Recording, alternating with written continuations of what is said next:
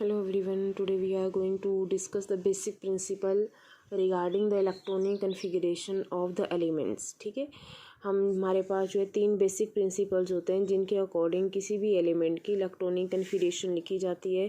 These principles are most important principle. The first one is Aufbau principle या Aufbau rule. The second one is Pauli exclusion principal.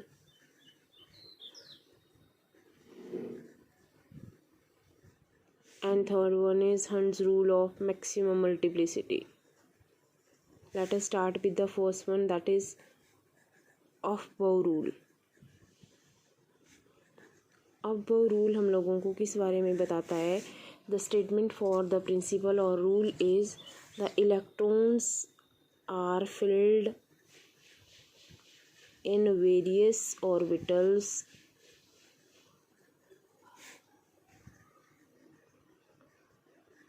in the order of increasing energy. That mean जिस orbital की energy सबसे कम होगी electron पहले उसमें डाला जाएगा. Diagrammatically हम इसको देखें तो फर्स्ट शेल आएगी हमारे पास, second shell 2s 2p, third 3s 3p 3d, सब शेल यहाँ से स्टार्ट होती है. 4s 4p 4d, यहाँ से 4f भी स्टार्ट हो जाएगी.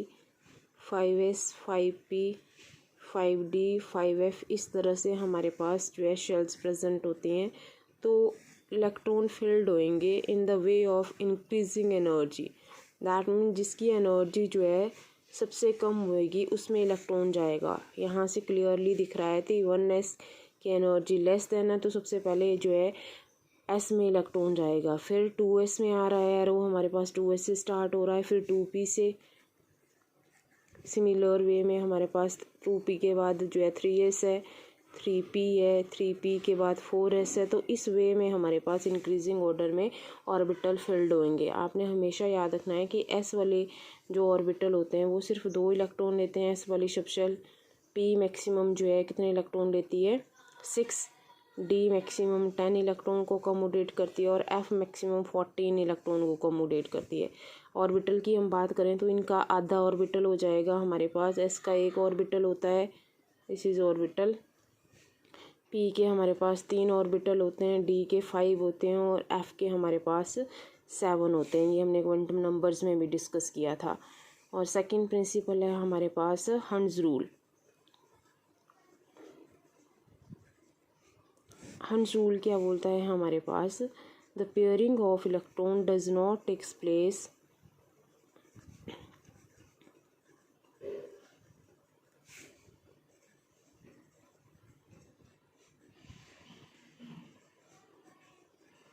until each orbital is singly filled.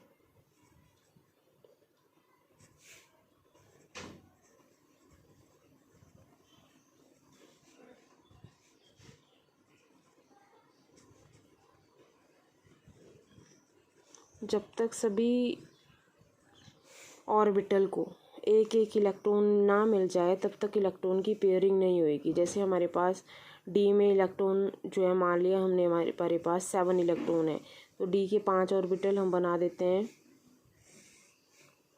1 2 3 4 and 5. ठीक है, ये हमारे पास जो है 5 जो है डी के ऑर्बिटल बन गए.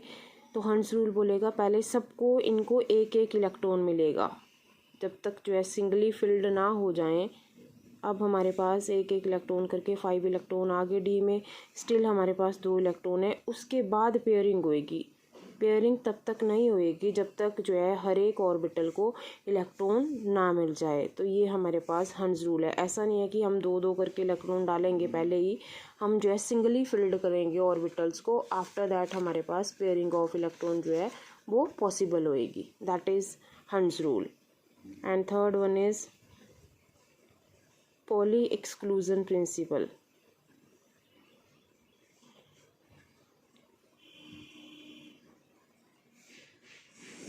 पॉली एक्सक्लूजन प्रिंसिपल ये चीज़ एक्सप्लेन करता है कि हमारे पास जो ऑर्बिटल होता है, एक ऑर्बिटल उसमें दो ही इलेक्ट्रॉन पॉसिबल होते हैं, ठीक है। मैक्सिमम वो दो ही इलेक्ट्रॉन को अकोमोडेट कर सकता है, और दोनों की स्पिन क्या होनी चाहिए, opposite. According to this principle an orbital can accommodate maximum 2 electrons and these must have opposite spin.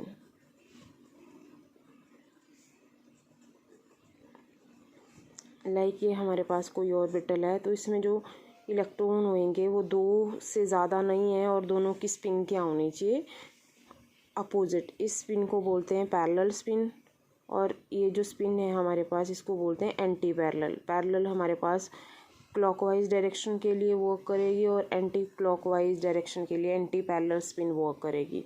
तो पॉली एक्सक्लूजन प्रिंसिपल की ये स्टेटमेंट है कि एक ऑर्बिटल में मैक्सिमम 2 इलेक्ट्रॉन आते हैं, और दोनों की स्पिन क्या होनी चाहिए, अपोजिट।